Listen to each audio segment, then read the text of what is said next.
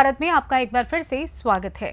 महाराजगंज लोकसभा क्षेत्र में अंतिम चरण के मतदान के लिए राजनीतिक सरगर्मियां तेज हो गई हैं। बता दें, महाराजगंज लोकसभा क्षेत्र से कांग्रेस पार्टी के उम्मीदवार वीरेंद्र चौधरी के पक्ष में जनसमर्थन जुटाने के लिए आज कांग्रेस पार्टी की राष्ट्रीय प्रवक्ता सुप्रिया श्रीनेत महाराजगंज पहुंची। इस दौरान जिला मुख्यालय पर आयोजित एक प्रेस कॉन्फ्रेंस को संबोधित करते हुए भारतीय जनता पार्टी पर जमकर हमलावर हुई। उन्होंने पत्रकारों से बातचीत करते हुए कहा कि 3 चरण के मतदान के बाद ये साफ हो चुका है कि 1 जून को बीजेपी की सरकार नहीं बनेगी। सरकार इंडिया गठबंधन की बनने जा रही है। प्रधानमंत्री नरेंद्र मोदी के पैरों तले जमीन खिसक चुकी है। असलियत ये है कि संविधान और आरक्षण के खिलाफ साजिश और षड्यंत्र रचा जा रहा था। बेरोजगारों, महिलाओं, गरीबों, किसानों, श्रमिकों को वंचित करके जो 10 साल राजनीति की गई, उसका अंत होना है और न्याय होगा। कांग्रेस और उसके घटक दल जनता के हित में काम करेंगे। 3 चरण का मतदान हो चुका है और एक बात कांच के शीशे की तरह साफ है कि नरेंद्र मोदी जी 1 जून को प्रधानमंत्री नहीं बनेंगे, बीजेपी की सरकार नहीं बनेगी, सरकार इंडिया गठबंधन की बनने जा रही है। नरेंद्र मोदी जी के पैरों के तले से जमीन खिसक चुकी है। असलियत यह है कि संविधान के खिलाफ जो साजिश रची जा रही थी, आरक्षण के खिलाफ जो षड्यंत्र रचा जा रहा था, जो बेरोजगारों को, महिलाओं को, गरीबों को, किसानों को, श्रमिकों को वंचित करके जो 10 साल राजनीति करी गई, उसका अंत होना है और अब न्याय होगा। और न्याय जिस तरह की बात हमारे घटक दल कर रहे हैं, जिस तरह की बात कांग्रेस पार्टी कर रही है, 30 लाख सरकारी नौकरियों की, महिलाओं के खाते में डायरेक्ट पैसा जाने की, 1 लाख रुपए साल, डिग्री और डिप्लोमा धारकों को 1 लाख की अप्रेंटिसशिप देने की बात, किसानों को कानूनी गारंटी की एमएसपी देने की बात, उनकी कर्जा माफी की बात, श्रमिकों में मनरेगा का मानदेय 400 रुपए कर देने की बात, गिनती करने की बात, कास्ट सेंसस करने की बात। हमारा एक अकेला विश्व में देश है जिसने कोविड के बाद इस देश में जनगणना नहीं हुई।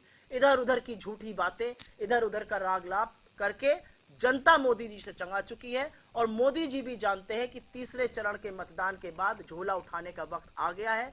आज यहां पर हमारे प्रत्याशी वीरेंद्र चौधरी जी के लिए समर्थन में, उनके लिए वोट मांगने के लिए हम सब एकत्रित हुए हैं। वो फरेंदा से कांग्रेस के विधायक हैं, यहां पर मजबूती से चुनाव लड़ रहे हैं, पढ़े लिखे व्यक्ति हैं, जुझारू हैं, संघर्षशील हैं और हम सब घटक दल के साथ ही यहां पर बैठकर एक मन से, एक मुश्त पूरी ईमानदारी से उनके प्रचार की बात करते हैं, उनके लिए वोट और आपका सहयोग मांगते हैं। अरविंद केजरीवाल के बाहर आने से क्या लगता है इंडिया गठबंधन को मजबूती मिलेगी? क्यों नहीं मिलेगी? मुझे लगता है इंडिया गठबंधन को मजबूती मिलेगी। इस देश में जो संविधान में जो लोग आस्था रखते हैं उनको मजबूती मिलेगी। आप सोच सकते हैं कि लोकतंत्र में, भारत जैसे लोकतंत्र में 2-2 मुख्यमंत्रियों को जेल में डालकर चुनाव लड़ा जा रहा है।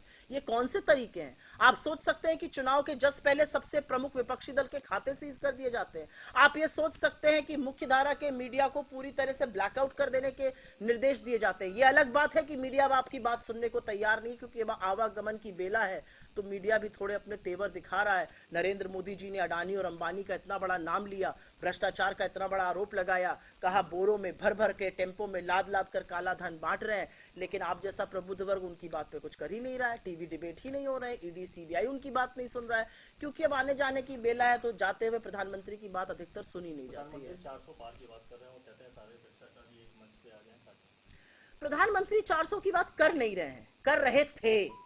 प्रधानमंत्री ने नारा दिया 400 पार, 400 पार। जनता को समझ में आ गया कि 400 पार का मतलब है ये संविधान को बदलेंगे और इसकी पुष्टि अनंत हेगड़े ने, इसकी पुष्टि ज्योति मिर्धा ने, इसकी पुष्टि गिरिराज सिंह ने, इसकी पुष्टि उनके सांसद लल्लू सिंह ने और खुद अमित शाह ने की। असलियत यह है कि जो षड्यंत्र रचा जा रहा था संविधान को बदलने का, वो जनता के सामने पर्दाफाश हो गया और जनता को समझ में आ गया कि ये संविधान बदलेंगे।